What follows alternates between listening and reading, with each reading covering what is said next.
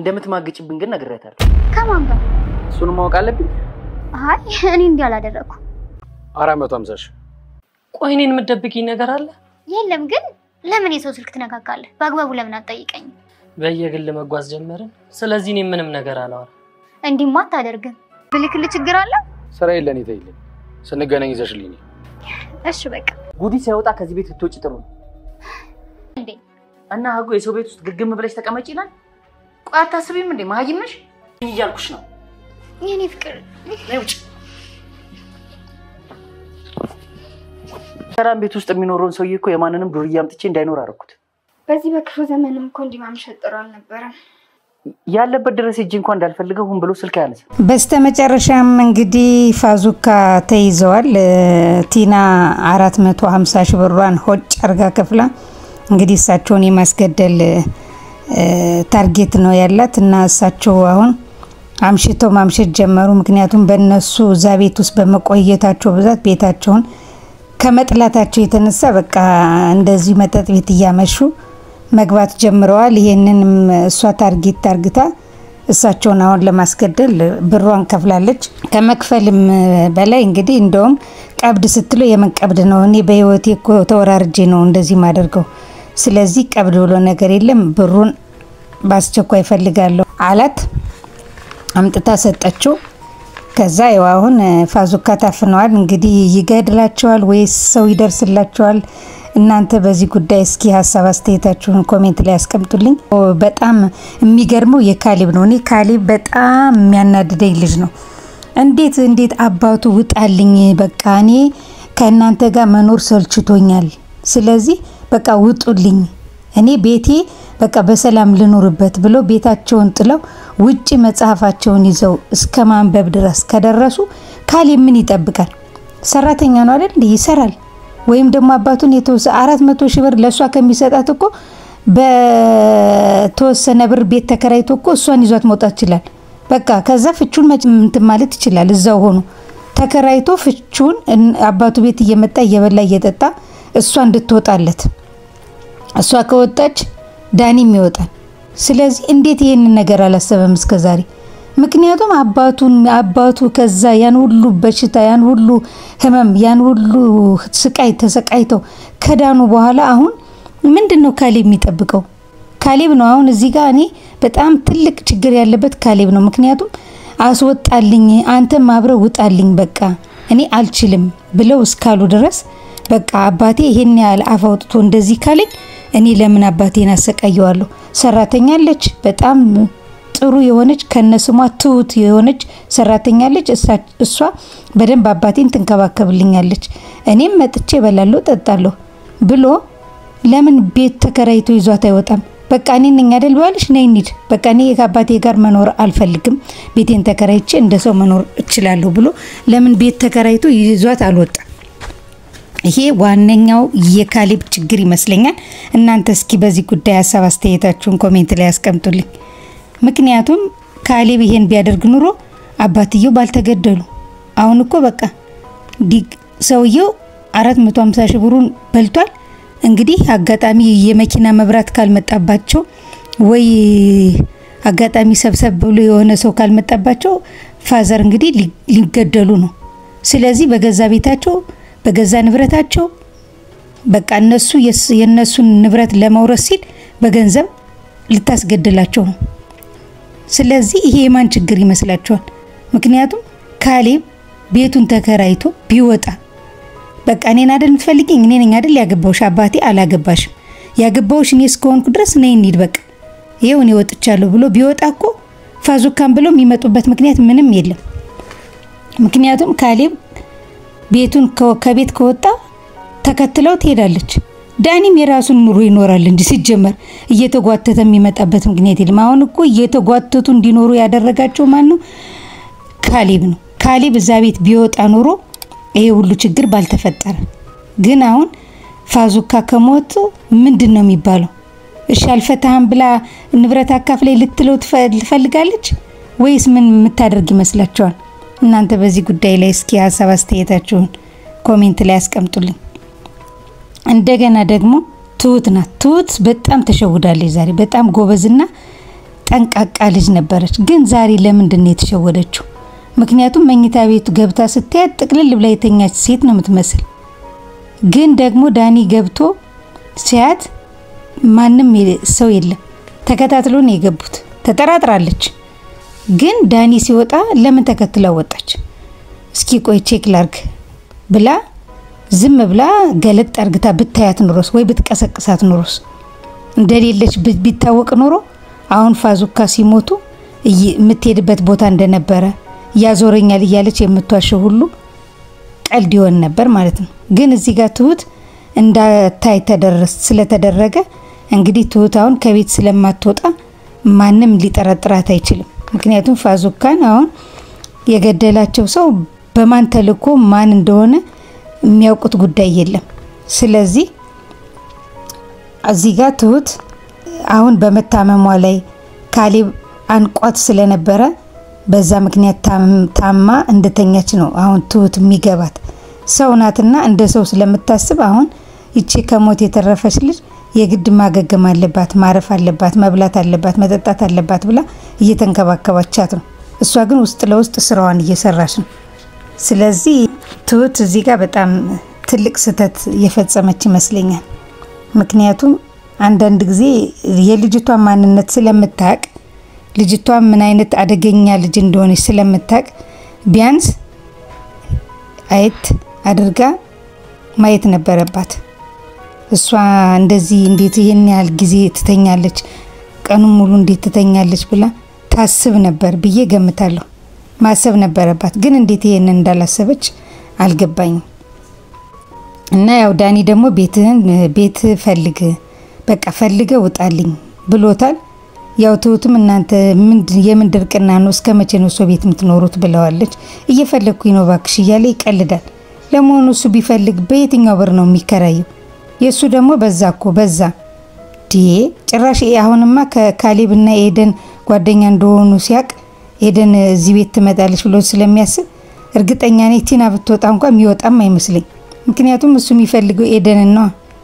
ጭራሽ እኔና ቲና ከወጣንላቸውማ በግላጭ ተገናኙ፣ በቃ የፈለጉትን ነገር ማድረግ ይችላሉ። ምክንያቱም ኤደንም በኔ ስለተናደደችብኝ አሁን ለውስጥ ገብታ ሌላ ነገር ውስጥ ትገባለች ብሎ ስለሚያስብ እንኳን አይደለም ቤት ሊፈልግ ቀርቶ ጭራሽ የመውጣቱን ሐሳብ የሚያስበው አይመስለኝም። እና እናንተ በዳኒ ጉዳይ እስቲ ሐሳብ አስተያየታችሁን ኮሜንት ላይ አስቀምጡልኝ። የዳኒ እዛ ቤት መቀመጥ ምንድነው? አንደኛ ቲናን አያፈቅራትም፣ ለገንዘቧ ብሎ ነው። ሁለተኛ ደግሞ ቲናውን ምንም ነገር አትነግረውም። በጣም በሚገርም ሁኔታ ቲናውን ሚስጥሯን እየተናገረች አይደለም። እሱ ግን ሚስጥሯን ለማወቅ በጣም እየጓጓ ነው። የምትሄድበት ቦታ እንዳለ ስልኳ ላይ የማያውቀው ስልክ እንዳለ ይሄን ሁሉ አይቶ ደርሶባታል። ግን ደግሞ እሷ ልትነግረው ፈቃደኛ አይደለችም። አንደኛ የፋዙካንም ማስገደል ጭራሽ ለእናትሽ ልጅም ቢሆን ከነት ከተናገርሽ እኔ ብታሰር እንኳን ከኔ ጋር ያሉ ሰዎች አንቺን ያጠፉሻል ብሎ ስላስጠነቀቃት ማውራት አትችልም። ሁለተኛ ደግሞ ለሱ ተናግራስ ምን የምታመጣው ነገር አለ? አንዴ የራሷ ሁሉን ነገር ጨርሳ በራሷ መንገድ እየሄደች ስለሆነ እሱን አሁን ሄዳ ብትናገር ተይ ነው ሚላት ወይስ ደግሞ ለምን እንደዚህ ያረክሽ ቢላትስ ምን የሚያመጣው ነገር አለ? ምክንያቱም እሷ ነገሩን ጨርሳ አስረክባለች፣ ብሯን ሰጥታ አስረክባለች። ስለዚህ እነሱ እሱ ሊገለኝ እንደሞከረ እኔ እነሱን ሳልገድል እዛ ቤት አልወጣም ብላ ተናግራለች። ግን ዳኒ ለምን አልጠረጠረም? እንደውም ከአባትየው ነው የምጀምረው ብላ ስትል ለምን አልጠረጠረም? እኔን ለመግደል እንደሞከሩ እነሱን ሳላጠፋ ከዚህ ቤት አልወጣም ስትል በምን አይነት መንገድ ብሎ እንዴት አልጠረጠረም? እንደገናስ ደግሞ ወጣ የመጣችበት ቦታ ላይ ስትሄድ ለምን አልተከተላትም? ስራ የለው እቤት ውስጥ ተጎልቶ ነው የሚውለው። ወይ ስራ ሄጄ ወይ የሆነ ቦታ ሄጄ አመለጠችኝ እንዳይል ልክ እሷ ወጣ ስትል ተከትሏት የምትሄድበትን ቦታ በሩቅ ሆኖ ለምን አልተከታተለም? ይሄ እኮ የሱ ስራ ነበር። ምክንያቱም እሷ ፍቅረኛው ናት። እሷም እንደ ፍቅረኛ አድርጋ ነው የምታስበው። ከበስተጀርባ ኤደን እንዳለች የምታውቀው ጉዳይ የለም። እና በዚህ ጉዳይ ላይ እንዴት እሱ ዝም ብሎ እየሄደሽ ነው እየወጣሽ ነው ለምን ይላታል? ለምን ተከታትሎ እሱ ሊያገኛት አልቻለም? እናንተ እስቲ በዚህ ጉዳይ ላይ ምን ሀሳብ አስተያየታችሁን ኮሜንት ላይ ያስቀምጡልኝ። ካሌብ ተናዶ ውጭልኝ ብሎ አንገቷን እንቅ አርግቶ እንደውም የሞተች መስሎት ሁሉ ደንግጦ ሞተች እንዴ እስከሚል ድረስ ደርሶ ትሁትም ደንግጣ አይታት አይ ትተነፍሳለች እኮ አለች ብላ ከዛ ያው ደህና ሆና አልጋ ላይ ተቀምጣ አይተናታል። ከዛ በኋላ እሷ ግን የምታስበው በቃ ይሄን ያህልማ ከጠላኝ የግድኔም እነሱ ያደረጉት እሱ ያደረገውን ማድረግ አለብኝ ብላ ነው።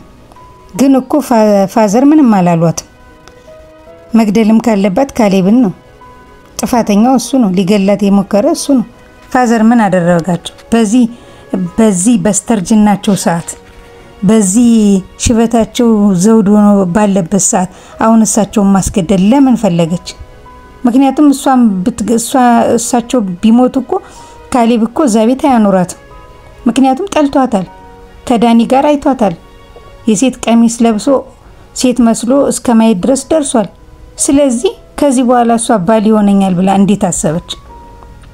በርግጥ ካሌብ ያባቱ ከዚህ ቤት ውጡልኝ የሚለው ነገር ስለበዛበት ምንም መውጣት ስላልቻለች ነው ሊያንቃት የነበረ እና እሷም ደግሞ በጣም ተሟዘዘችበት። ምክንያቱም ከዛ ቤት የመውጣት እቅዷ በእንደዚህ መልኩ ስላልሆነ እቅዷን እስኪስተካከልላት ድረስ ነው እሷ እንትን ያለችው እና ያው ራሱን የሚያስት ነገር ሁሉ በመጠጡ ላይ አርጋ ይሄንን ነገር ካረገችበት በኋላ እሱ እዛ ቤት መቆየት አልነበረበትም። ምክንያቱም በቃ ቤቴን ተከራይቼ ልውጣ ከፈለገች ሚስቴ ከሆነች ተከትላኝ ትምጣ ብሎ እዛ ቤት ውስጥ አስቀምጦ ያው ቤቱ ኪራይ ሲያልቅ የዛን ሰዓት ሳትወድ በግድ ፍቿን ትፈጽማለች ብዬ አስብ ነበር።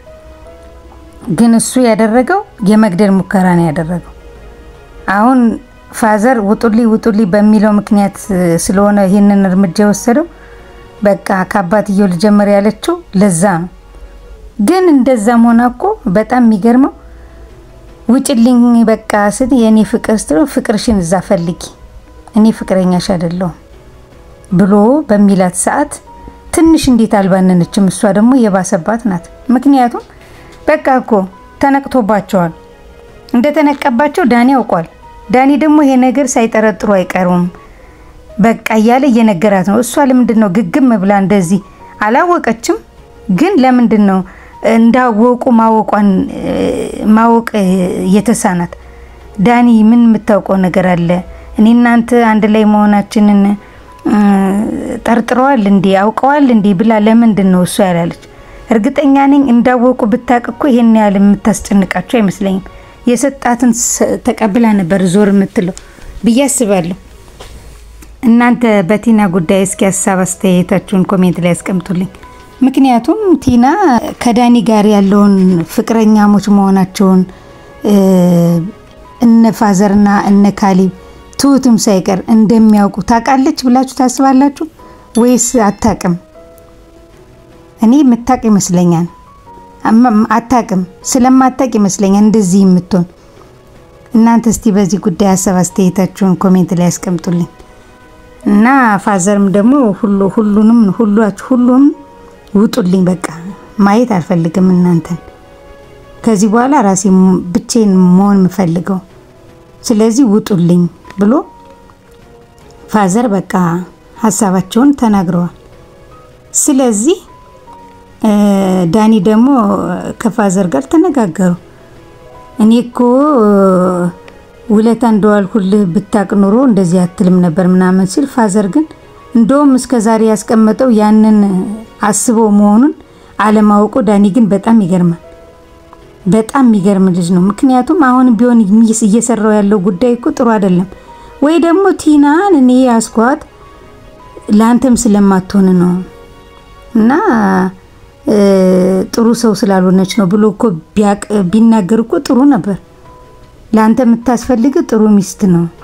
ስለዚህ ቲና ለማንም የምትሆን አይደለችም ብሎ እኮ ለካሌብ ቢነግረውና ራሱም ከዛ ቦታ ላይ ራሱን ትቶ ይቅርታ ቢጠይቅ ጥሩ ነበር። ግን አሁን ዳኒ የሚሰራው ስራ በጣም የሚያስጠላ ስራ ነው። ምክንያቱም ቲናም ግልጹን መንገር አልፈለገችም። የምታደርገውን ነገር በራሷ እየሄደች ነው። ዳኒ ደግሞ እንድትነግረው እየጎተጎታት ነው። እንድትነግረው ከመጎትጎት ይልቅ ቀጥታ የምትሄድበትን ቦታ እያሰሰ ቢከታተላት ጥሩ ነበረ። ግን እሷን ከመጠየቅ ውጭ ምንም ያደረገው ነገር የለም። ትሁት ግን በጣም ትሁት ናት። ምክንያቱም እንደዚህም ሆና እኮ ከፈለገች እንደሷ ባለጌ ብትሆን እኮ እሷ የምታደርገውን ነገር መርዝ ሰጣ ማብላትና እንድትሞት ማድረግ ትችላለች። ግን እሷ ጥሩ ሰው ስለሆነች እንደዚህ አይነት ነገር ማድረግ አትችልም። እሷ ብትሆን ግን ታደርገዋለች። ያው ዳኒም ብሏል። ምግቡን ሰርታ ይዛላት ስትሄድ እኮ እንዴ ምግብ እየሰራሽላት ነው? አዎ ታማይል እንዴ ማረፍ አለባት እያለች ስትል አንቺ ጥሩ ልጅ የዋህ ልጅ ነሽ ምናምን ብሎ አላት። እንዴ ታዲያ ታማለች እኮ የታመመ ሰው የግድ ምግብ ያስፈልገዋል ብላ ከዛ እሱ ይዞላት ሄዶ እንደዛ ሲነግራት መርዝ አርጋበት እንዳይሆናል እሱ ያንቺ ስራ ነው ያላት። ምክንያቱም እሱንም ለመግደል ሞክራ እንደነበረ እሱም አረሰውም። ስለዚህ አሁን በጣም የሚከብደው ፋዘር ከሞቱ በማን ነው የሚሳበበው? እናንተ በዚህ ጉዳይ እስቲ ሐሳብ አስተያየታችሁን ኮሜንት ላይ አስቀምጡልኝ። የዛሬው አስተያየቴ ይሄን ይመስል ነበር።